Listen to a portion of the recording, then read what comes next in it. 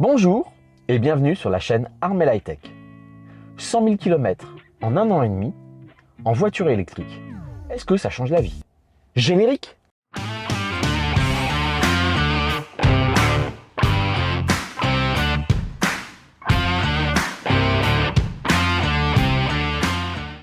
Bonjour et bienvenue sur la chaîne Armel High Tech. Aujourd'hui une toute nouvelle vidéo.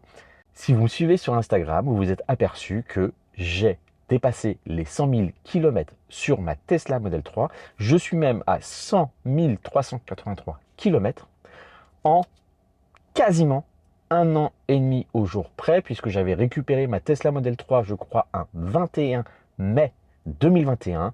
Là, nous sommes le 19 novembre 2022. Donc voilà, quasiment 1 an et demi. 100 000 km, ça fait quoi 100 000 km en voiture électrique? Parce que c'est quand même un gros changement. Alors je sais que vous êtes nombreux, donc je vous ai posé des questions sur Instagram et YouTube pour voir avec vous quel retour d'expérience vous voudriez que je partage avec vous. D'un point de vue style de vie, fonctionnement au quotidien. Mais je m'y attendais et vous êtes aussi très nombreux à me poser des questions sur ta voiture, elle vieillit comment, ta batterie, quels équipements as dû prendre, etc. Alors je vous propose quelque chose. Aujourd'hui la vidéo va être beaucoup plus sur la partie humaine de cette utilisation de 100 000 km. Qu'est-ce que ça a changé dans ma vie? Est-ce que ça m'a apporté des choses? Est-ce que ça a chamboulé ma façon de conduire, etc. Comme je suis un très gros rouleur. Mais si vous souhaitez également que je vous fasse le retour sur les coûts, vieillissement de la voiture, batterie, entretien, pépins, etc. Je vous propose de mettre un like sous cette vidéo. Et si cette vidéo recueille 1000 j'aime, je vous proposerai cette deuxième vidéo très en détail sur l'ensemble de cette expérience en voiture électrique. On en revient donc au sujet de cette vidéo. J'ai préparé quelques petites notes. Et donc, la principale différence entre les deux voitures, la recharge. Presque 85% de mes recharges sont faites à la maison. Je crois que j'ai un kilométrage moyen, 100 000 km en 1 an et demi, ça fait 180 et quelques kilomètres par jour. La très grande majorité de mes journées, la charge à domicile me suffit. C'est-à-dire que je n'ai pas besoin de faire un point de recharge dans la journée. Ce qui fait que cette recharge est indolore. C'est-à-dire que je ne la vois pas. J'arrive à la maison, je branche ma voiture, je pars le matin, je la débranche. Et voilà. Aucune complication. Pas de problème d'autonomie, pas de problème de recharge, etc. Bien sûr, je suis confronté à pas mal de déplacements où là, je dois me recharger au cours de la journée. J'ai une activité professionnelle, surtout depuis quelques semaines, quelques mois, qui est un petit peu perturbée, qui est beaucoup moins organisée qu'avant. Et je peux me retrouver à avoir des trajets qui ne sont pas prévus. Je prends l'exemple de cette semaine, lundi, où j'ai fait 505 km dans ma journée et c'était pas prévu. Je partais de Lorient, je devais aller chez des clients à Pontivy. J'ai dû partir en urgence sur le Nord Finistère du côté de Morlaix, passer par Saint-Brieuc, revenir par Loudéac pour ensuite revenir à Lorient pour déposer des prélèvements dans un laboratoire, etc. Je suis vétérinaire spécialisé en élevage et j'ai fait 505 km dans ma journée. Et donc là, j'ai dû faire une recharge puisque ma voiture, si vous ne le savez pas encore, est une Tesla Model 3 version standard, la version Standard Range Plus de 2021 avec une autonomie WLTP à l'époque de 449 km. Donc les 505 km, je ne les fais pas en une seule traite, en une seule batterie, j'étais obligé de me recharger. Et donc, l'idéal pour moi, vu que je suis quand même sur une activité professionnelle, c'est d'optimiser mon point de recharge pour perdre le minimum de temps. Et donc, ça m'arrive donc fréquemment de devoir comme ça innover et me trouver un point de recharge dans la journée le plus indolore possible. Est-ce que c'est si compliqué que ça? Non.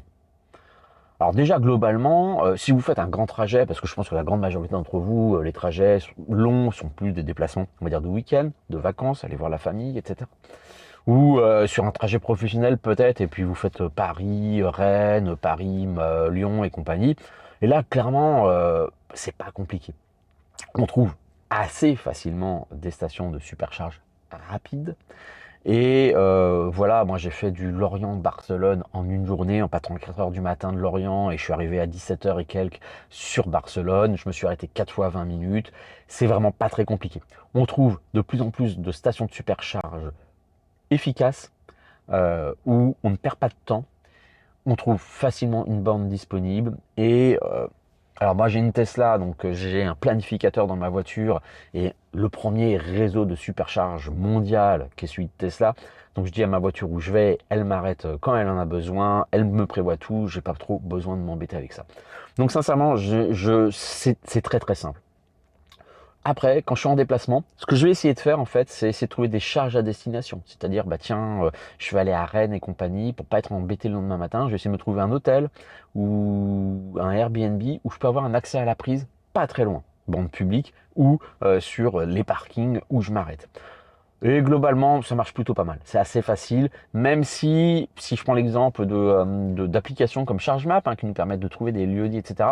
On n'a pas encore les filtres comme ça qui nous donnent l'efficacité. Si on va sur des sites comme Airbnb ou sur des sites de Booking et compagnie, le filtre de la charge à destination est pas existant. Donc, en cherchant un peu, on trouve, c'est pas si compliqué que ça. Et puis, il y a ces journées un petit peu compliquées, comme celle de lundi, où j'en ai eu une autre aussi cette semaine, où je devais me rendre sur le nord de Rennes, et j'avais deux problématiques pour rentrer le soir. C'était soit en rentrant, je m'arrêtais au superchargeur de Rennes, et donc j'avais un arrêt spécifique de 15-20 minutes où je dois attendre, etc. Ou de m'organiser et de me dire, tiens, je vais laisser ma voiture, parce qu'en fait, j'allais faire du covoiturage avec une personne qui allait m'emmener sur l'élevage sur lequel j'allais faire une visite, et de me dire, tiens, je vais laisser ma voiture là. Je savais que ça allait durer à peu près 2 heures. Et en m'arrêtant sur une bande publique, en me chargeant 2 heures, en allant avec l'autre personne avec sa voiture et en revenant, j'avais pas besoin de perdre du temps, entre guillemets, parce que la voiture a chargé pendant que je faisais autre chose. Et c'est ça, en fait. C'est ça la vraie différence entre une thermique et une voiture électrique, c'est que la charge, en fait, de nos voitures, elle se fait la plus grande majorité du temps quand on est occupé à faire autre chose et donc on n'est pas en train d'attendre. Je discutais encore récemment avec un couple d'amis qui était venu lors de notre mariage avec Rosen, et d'ailleurs c'est madame de mes amis, Sandrine, si tu vois la vidéo, c'est toi qui conduis le plus souvent et ta première question c'est de dire mais oui, mais je fais comment, je m'arrête où, combien de temps, etc. Et je lui disais mais en fait on s'en aperçoit pas, c'est pas une prise de tête. Et ce changement philosophique, je l'ai très très bien vécu, et pour l'avoir expérimenté, clairement, de toute façon, allez, 8-9 fois sur 10, j'ai même pas à me poser la question. Quand j'ai besoin de faire un très grand trajet, la voiture est réfléchie pour moi, où on a des applications pour le faire et elles sont très très fiables. Et si par hasard je suis dans une situation un petit peu particulière où là il faut que j'essaye de trouver, on trouve des bornes publiques et en général elles fonctionnent. Là il faut chercher un petit peu. On a des applications, il faut les regarder, c'est assez participatif. On peut trouver des filtres, etc. et se dire celle-là il y a un doute, celle-là il y a moins de doute, etc. Et globalement on y arrive. Le coût, globalement, et là c'est là où beaucoup de retours de personnes, etc. Et c'est aussi la question qu'on se pose, combien ça va me coûter, est-ce que ça va me coûter moins cher, etc. Ça coûte beaucoup, beaucoup, beaucoup, beaucoup moins cher. Beaucoup moins cher. Alors c'est vrai qu'en ce moment, les supercharges, on est monté à 40 à 60 centimes du kilowattheure suivant les abonnements, les stations où on va et compagnie. Je crois qu'Electra, on est à 44 centimes du kilowattheure. Sur Allego, on est autour des 60 centimes du kilowattheure. Chez Tesla, on est autour des 57-60 centimes si on est dans le réseau Tesla ou si on a un abonnement. Et puis après, on peut monter à 70-75 centimes. Là, à 70-75 centimes, on est sur un coût équivalent au kilomètre fait qu'une voiture thermique. Donc c'est moins pertinent. Mais à domicile, on est entre, suivant les abonnements, entre 10 et 16 centimes du kilowattheure. Et là, clairement, on est à un coût, mais défiant toute concurrence. Le 1000 km, moi, je suis à 15 centimes du kilowattheure à la maison par rapport à la consommation de ma voiture qui est de 13,5 kWh au 100 km sur les 100 000 km que j'ai fait. Je suis sur un coût de 2 euros, de 23 euros, 24 euros les 1000 km. 24 euros les 1000 km. 24 euros les 1000 km. Je connais aucune voiture thermique qui, au prix malheureusement actuel du samplon ou de l'essence qui navigue entre 1,60 et 2 euros, peut faire le 1000 km avec 23 euros. Là, aujourd'hui, la voiture électrique est la plus efficace. Qu'est-ce que ça a changé pour moi, la voiture électrique ? Clairement, le confort. Ma façon de conduire a totalement changé. Une voiture électrique, c'est tellement silencieux. Je m'en aperçois, c'est-à-dire qu'en fait, quand voiture thermique, même si on est en boîte automatique, on a ces changements de rapport, ces changements de rythme, ces changements de régime du moteur qui font que c'est très entraînant. Et là, mes voitures électriques, la Volkswagen ID.3 ou la Tesla Model 3 sont tellement silencieuses que tout d'un coup, moi qui roule beaucoup, je roule beaucoup plus tranquillement qu'avant. La voiture est très silencieuse, c'est un vrai confort de conduite. Alors à ça rajoute sur ma Tesla Model 3 un autopilote. L'autopilote, c'est quand même quelque chose d'extraordinaire, mais cet autopilote, il n'est pas spécifique à Tesla, et pas non plus aux voitures électriques, parce qu'on va retrouver chez Volkswagen, chez BMW, chez Mercedes. des lane assist, donc des systèmes qui vont maintenir la voiture sur la file, voire même proposer des changements de file. Et on l'a aussi sur une thermique. Là, clairement, c'est un équipement quand on est un très gros rouleur qui est indispensable. Moi, je ne roule quasiment qu'avec ça et ça bénéficie, ça apporte vraiment au confort de conduite. Ce qui fait que derrière, eh ben, clairement, sur des longs trajets, je suis beaucoup moins fatigué qu'avant. C'est un vrai changement pour moi. Le fait de ne plus avoir de bruit, d'avoir une conduite qui est plus cool, ça bénéficie à mon confort. Et ben c'est là aussi on en revient. C'est-à-dire cette obligation de se charger sur des très grands trajets, quand je fais 500, 600, 1000 km dans ma journée, et ben à la fin de la journée, je suis beaucoup moins fatigué parce que on est obligé de s'arrêter toutes les heures et demie, 2 heures pour charger la voiture, aller entre 10 et 25 minutes pour ma Tesla. Sur d'autres véhicules, ça peut être plus long. Et ben cette obligation de s'arrêter participe au fait qu'on fatigue beaucoup moins sur les longs trajets. Moi, c'est un vrai plus dans mon quotidien. Le coût, je l'ai déjà un petit peu anticipé, hein, le coût est réellement moindre. Déjà sur le prix de l'électricité, sur du carburant. Donc moi qui fais énormément de kilomètres, je vous en parlerai dans cette deuxième vidéo si vous la souhaitez, des économies que j'ai pu faire. Certes, les voitures sont plus chères à l'achat aujourd'hui. Si vous regardez cette vidéo en 2021-2022, il y a un vrai surcoût. Malgré les aides de l'État, il y a un vrai surcoût. C'est un investissement plus important que d'acheter une voiture thermique. Mais plus on roule, plus ce surcoût est vite compensé par le coût derrière. Suivant les marques de voitures, vous avez plus ou moins d'entretien. Chez Tesla, il n'y en a pas. Il n'y a pas d'entretien. Donc, des économies réelles aussi là-dessus. Donc, franchement, j'étais vraiment étonné. Et là où j'étais le plus étonné, c'est là-dessus que je ne m'y attendais pas sur ma voiture, c'est les économies de pneus. À 100 000 km, j'ai changé à 77 000 km mon train arrière, c'est une propulsion. Et à 100 300 km, j'ai toujours pas changé mes pneus avant. Ça ne m'était jamais arrivé en thermique. En général, je changeais entre 45 et 55 000 mes pneus du train moteur. Donc souvent, moi, c'était des tractions. Et mes pneus arrière, donc sur mes tractions, mes pneus arrière, en général, j'ai changé entre 80 et 90 000 km. Et là, j'ai une vraie économie sur les pneus. Sachant que c'est des pneus qui coûtent cher sur une voiture électrique. C'est des pneus renforcés, qui ont des flancs plus larges. En plus, moi, la Tesla, voilà, c'est quand même une sportive. Donc le train de pneus, il me coûte un petit peu bonbon. Et ben voilà, j'ai même réalisé une économie là. Vous avez été certains à me demander, Armel, c'est quoi un petit peu les points noirs de ton expérience en voiture électrique? Déjà, Armel, est-ce que tu as eu des galères en voiture électrique? J'en ai eu 2 galères, mais pas catastrophiques, je pense, par rapport à des mésaventures que d'autres personnes ont pu avoir, où la prise de recharge tombe en panne, donc impossibilité de se charger. Je pense à Jérôme de la chaîne Électron Libre. Moi, j'ai eu 2 galères, vraiment, où là, tout d'un coup, on se pose la question de ça peut peut-être me compliquer mon trajet. Si vous avez regardé mes vidéos de mes trajets pour descendre dans les Pyrénées, c'est une vidéo où je me compare avec une voiture thermique, parce qu'on était parti avec des amis, et j'ai eu un souci en m'arrêtant à un superchargeur Tesla. Et en arrivant sur place, superchargeur déjà était bien occupé parce que toutes les bornes étaient occupées. Moi, j'ai réussi à me brancher assez rapidement, mais le superchargeur s'est mis en carafe parce que je pense qu'il y avait trop de demandes électriques à ce moment-là. Et ben, je chargeais à 10-15 kW de puissance au lieu d'être à 130-140 kW. Et là, à ce régime-là, j'allais perdre facilement plus de 2 heures de temps de charge pour pouvoir arriver à mon étape suivante. Il me restait suffisamment d'autonomie, je crois qu'il me restait un peu plus de 50 km d'autonomie. J'avais un autre superchargeur Ionity à 30 km de là, donc j'ai pris la décision de partir au bout de quelques minutes sur ce superchargeur Ionity. C'était l'heure de pause déjeuner, lors de grands chassés-croisés de vacances pour aller au sport d'hiver, mais j'ai réussi à me brancher tout de suite chez Ionity, ça a marché tout de suite. Voilà, première galère que j'ai vécue. Deuxième galère que j'ai vécue, c'était un de nos premiers trajets avec Rosen. Donc vous savez, on est une famille recomposée. À nous deux, on a 4 enfants. On est donc 6 personnes. Et voilà, on n'a pas de voiture électrique pour 6 personnes. On a pris la décision de ne plus avoir de voiture thermique. Donc quand on part en famille, on part avec les 2 voitures. Et donc ce trajet où on s'arrête sur l'aire de Vendée entre Nantes et Niort. Et donc il y a 4 bornes de charge rapide Ionity, 12 bornes de charge rapide Tesla. Et là, c'est un gros chassé-croisé de vacances et la station est prise d'assaut par les voitures thermiques qui n'arrivent plus à se garer et plusieurs décident de se garer sur nos bornes de supercharge.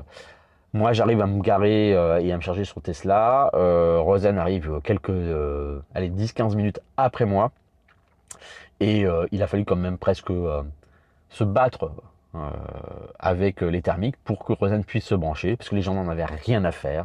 On se fait insulter par les gens, par des personnes, des femmes, des hommes de 40, 50 ans, des gens qui n'en ont rien à faire, des gens qui se garent mais n'importe comment, etc. Et vraiment, j'ai vécu ces incivilités des thermiques où tout d'un coup, rien à faire de nous, les voitures électriques, ils ne se posent même pas la question. Donc je dirais c'est vraiment les deux galères que j'ai pu avoir en voiture, sinon j'ai pas eu de soucis, de panne particulière, etc. À la question, est-ce qu'une voiture électrique, c'est un bon plan? Je pense que j'y ai déjà un petit peu répondu. Pour moi, oui, clairement, c'est un bon plan. Je pense que pour toute personne qui fait plus de 20, 30 000 km par an, c'est une vraie réflexion à avoir. La voiture électrique devient vraiment un bon plan. Surtout, je dirais, c'est le point noir aujourd'hui, la voiture électrique, c'est l'accès à la prise. Si vous avez un accès à la prise chez vous, n'hésitez pas. N'hésitez pas parce que c'est le meilleur des schémas possibles. Vous ne vous posez pas de questions. À partir du moment où vous n'avez pas d'accès à la prise chez vous, ça devient un peu plus compliqué. Certains vont y aller parce que ils ont un accès à la prise sur leur lieu de travail et ça leur simplifie la vie. Alors si vous n'avez pas de prise chez vous, pas de prise sur votre lieu de travail, là tout d'un coup ça devient un petit peu plus compliqué à vivre au quotidien. Donc moi clairement c'est une expérience qui est rentable. Question que vous m'avez posée, Armel, tu as choisi une Model 3. Est-ce que tu choisirais autre chose? Alors, je vais coupler ça avec une autre question. Et l'autre question, c'était quelles évolutions il y a eu sur la voiture électrique depuis 1 an et demi que tu as la tienne et que tu as fait 100 000 km. Et en fait, je vais coupler les deux. Si je devais me remettre au mois de mai 2021, clairement, je n'hésiterais pas. Je prendrais Tesla. Parce que Tesla, c'est le premier réseau de supercharge. Et à l'époque, en plus, c'était un réseau propriétaire. Les autres superchargeurs étaient encore peu développés, Ionity commençait tout juste, Fastness n'était pas encore là, Electra n'était pas encore là, Total Energy nous vantait des trucs, mais voilà, on connaît un petit peu l'histoire, aujourd'hui leurs bornes sont pas fiables, ils ont dû changer d'opérateur, etc. Donc on sera en 2021, je ne me poserai pas la question, bien sûr je repartirai en Tesla Model 3. Aujourd'hui, je peux me poser la question. Pourquoi? Parce que déjà, il y a beaucoup d'autres véhicules aussi qui ont été proposés par des constructeurs. Et de très bons véhicules. Si vous regardez mes vidéos, je fais plusieurs vidéos sur pourquoi je pourrais acheter cette voiture. J'ai essayé la Volkswagen ID5, le Skoda Enyaq, j'ai essayé BMW i4, etc. Et clairement, à chaque fois, ce sont de très très bonnes propositions qui pourraient, moi, me correspondre dans mon quotidien. Et parallèlement aussi, parce que c'est la question importante en voiture électrique, c'est l'accès à la charge en déplacement. Vous savez que moi j'ai une utilisation un peu particulière, je fais 70 000 km par an, je fais beaucoup de trajets, de grands trajets, etc. J'ai un besoin de pouvoir accéder à des charges rapides, voire très rapides. Et si je prends que l'exemple de la Bretagne, aujourd'hui, les 4 stations de supercharge Tesla sont ouvertes à tous. À Rennes, Saint-Brieuc, Brest, Lorient, 8 bornes, 8 bornes, 20 bornes, 8 bornes, toutes ouvertes à tous. Ça me donne du choix. Il y a du Total Énergie à Guingamp et à Guidel près de Lorient. Il y a du Allego à Lorient. Electra est en train de se déployer sur Rennes et j'ai du Ionity à l'ouest de Rennes en centre-Bretagne. Donc clairement aujourd'hui, le fait de rouler spécifiquement en Tesla n'est plus tellement un avantage parce que je vais pouvoir me charger rapidement partout avec n'importe quelle voiture. Aujourd'hui, malheureusement, moi quand j'ai acheté ma Tesla Model 3, elle était à 37 000 euros, aide de l'État déduite. Aujourd'hui, c'est beaucoup plus cher que ça. Il faut compter entre 52 et 55 000 euros. Et donc derrière, dans ce budget-là, on a pas mal de voitures disponibles, celles que je vous ai citées avant. Donc, est-ce que je repartirai en Tesla? Peut-être pas. Même si je me suis vraiment beaucoup attaché à cette marque-là, à son style, à sa philosophie, au style très épuré de la voiture. C'est des voitures qui sont très performantes et très confortables. La question pourrait se poser, vous le savez, j'ai décidé de partir sur un modèle Y pour un terme de praticité ou autre, il est en cours de commande. On en reparlera dans une prochaine vidéo pour savoir où en est cet achat du modèle Y et si ça va bien se passer ou pas. Mais c'est vrai que je pourrais me poser la question de changer. Donc peut-être pas forcément, même si j'aime beaucoup ma Model 3. Quel a été mon meilleur point de recharge? Jusqu'à présent, j'avais fait une vidéo aussi dédiée là-dessus, où j'avais fait la vidéo de la station de charge idéale. Et c'est un superchargeur Tesla ouvert à tous, V3 au Mans. Il y a plus de 20 bornes de charge, tout à panneaux solaires et allez, à 200-300 mètres à pied, on a un accès à un hôtel où on peut prendre un café, accéder aux commodités, etc. Il y a des restaurants, une pizzeria qui est juste à côté aussi. Donc je dirais pour moi, ce superchargeur-là reste ma meilleure expérience. Mais voilà, cette semaine par exemple, je me suis arrêté au superchargeur Tesla de Saint-Brieuc. Je ne l'avais jamais utilisé encore. Il y a un Brit Hotel qui est à 80 mètres de là. Oh, super, j'ai pu prendre un café, il y avait une super cheminée, on est un peu en hiver, il y avait un feu de bois, c'était super agréable. Bah voilà, j'irais, on a des stations de supercharge un peu paumées où il n'y a rien autour, il n'y a même pas de toilette. D'autres qui sont beaucoup plus évoluées. Donc moi j'irais quand même le superchargeur Tesla du Mans reste pour moi ma meilleure expérience de recharge. Question, Armel, après 100 000 km en voiture électrique, etc., est-ce que tu retournerais à la thermique? Clairement non. Clairement non, je pense que j'y arriverai pas. Et pour moi, le point essentiel du non-retour à la thermique, c'est pas tellement les économies, même si c'est super important, c'est le plaisir de conduire. Et je voulais aborder ça parce que souvent quand on discute avec les thermistes, les puristes, etc., moi aussi, hein, je l'ai été, hein, je suis un amoureux de la voiture depuis très longtemps. Le bruit d'un V8 américain me donne toujours autant de frissons. Mais j'ai un vrai plaisir de conduire avec ma voiture électrique. C'est punchy, ça a du répondant, c'est calme, c'est silencieux, c'est super efficace. Ah, franchement, ouais, non, je ne reviendrai pas à la thermique. C'est pour moi aujourd'hui ma meilleure expérience de voiture, de déplacement, de plaisir. Ça a l'air comme ça, si ubuesque de dire ça, quand on discute avec les thermistes, ah, il n'y a pas le vroom, il n'y a pas le moteur, etc. Pas moi. Moi si. Là, franchement, c'est un vrai plaisir de conduite. Je ne pourrais pas revenir à la thermique juste à cause de ça. Et bah, je vais finir avec cette question de Lolo, Laurence, où tu me disais, pour toi, Armel, quelles seraient les évolutions que tu voudrais, que tu attendrais aujourd'hui sur les voitures? Alors, une évolution que je souhaiterais énormément sur Tesla. Je dirais aujourd'hui le seul point noir vraiment que j'ai sur ma voiture, je l'ai vécu cette semaine, c'est le fait que dans le GPS, pour ceux qui ne connaissent pas Tesla, on a un planificateur de voyage. C'est-à-dire que je dis où je vais et la voiture estime si elle a besoin de charger. Et si elle a besoin de charger, elle vous dit où, combien de temps, elle préchauffe la batterie, etc. C'est hyper efficace et aujourd'hui, il n'y a presque pas mieux comme système de gestion. Le souci, c'est que je ne peux pas paramétrer dans ce système-là à quel pourcentage minimum je veux pouvoir aller. En général, Tesla ne veut pas descendre en dessous de 20%. Donc, va essayer de vous programmer des arrêts-recharge pour éviter de descendre en dessous des 20%. Il peut accepter 15%. Moi, ça m'est arrivé cette semaine. Bah, par exemple, mon déplacement dont je vous parlais de cette semaine de lundi. 105 km dans ma journée. Je m'arrête au superchargeur de Tesla Saint-Brieuc. Je suis arrivé à 2% au superchargeur. Et j'étais pas du tout inquiet. Je savais regarder, etc. Je connais mes trajets, maintenant je connais le circuit, je sais ce que ma voiture est capable de faire, etc. Et la voiture voulait m'envoyer à Brest pour ensuite retourner à Loudéac, qui est vraiment en centre-Bretagne. Ça me faisait faire un gros détour. Je me suis dit, mais non, mais c'est pas logique. Je suis sûr qu'en passant par le superchargeur de Saint-Brieuc, je perdrai pas de temps et ça sera plus efficace. Donc j'étais obligé de bloquer les arrêts-recharge dans la voiture, etc., de lui dire que j'allais spécifiquement là-dessus. Et je le voyais que je pouvais le faire, 2-3%, je suis arrivé à 2%, ça m'a posé aucun souci. Et voilà, ce qui me manque c'est ça, c'est le fait de pouvoir forcer dans le GPS mon niveau minimum de charge pour optimiser parfois l'utilisation du planificateur. Qu'est-ce que j'aimerais derrière comme évolution ? C'est un vrai débat. Je vais faire un petit dédicace à mes collègues de la chaîne EV, JC et Alex. Et bah c'est le débat, petite ou grosse batterie, qu'est-ce qu'on fait? Est-ce qu'on doit aller vers des voitures à 800, 900, 1000 km? La technologie des batteries évolue très très très vite. Et je pense que d'ici 1 ou 2 ans, ce sera facile pour des constructeurs. A priori, CATL, qui est un fabricant qui est le plus grand fabricant mondial de batteries en Chine, voilà, a publié récemment sur le fait qu'aujourd'hui, ils ont des technologies qui leur permettent de pouvoir faire avec les consommations actuelles des voitures, 1000 km d'autonomie. Est-ce qu'on doit aller là-dessus? Je crois pas, parce que ce serait pas vraiment si efficace que ça. Forcément, les batteries resteront quand même très lourdes. Les temps de recharge vont être longs parce qu'il faudra des capacités de stockage d'énergie autres. Moi, ma batterie, elle a une autonomie de 400-450 km. C'est largement suffisant pour moi au quotidien. J'ai pas besoin de plus. Donc, moi, je dirais, c'est ce que j'attends comme évolution, c'est justement de ne pas aller vers des voitures à trop grosse autonomie qui vont être très coûteuses en coût de batterie ou autre. Pour moi, restons sur des autonomies de 400 à 500 km, c'est largement suffisant. Donc je ne voudrais pas aller dans le sens des thermistes ou pour pouvoir rassurer les gens qui sont en voiture thermique, qui nous disent bah moi je fais mon plein diesel et je peux faire 1000 bornes et je veux pas m'arrêter. Vivez l'expérience, vous allez voir, c'est pas si mal que ça. Et ce serait pas efficient, ce serait pas efficace d'aller vers les voitures à 1000 km.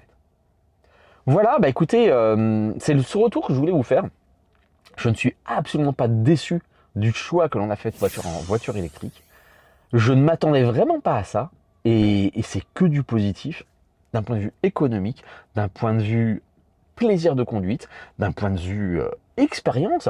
Et puis, ce qui est quand même assez génial, c'est que pour l'instant, on est une petite communauté. Et quand on s'arrête au superchargeur, quand on se croise, nous, tous, et comme maintenant, en plus, les superchargeurs Tesla sont ouverts à tous, et ben on se croise tous avec des voitures différentes.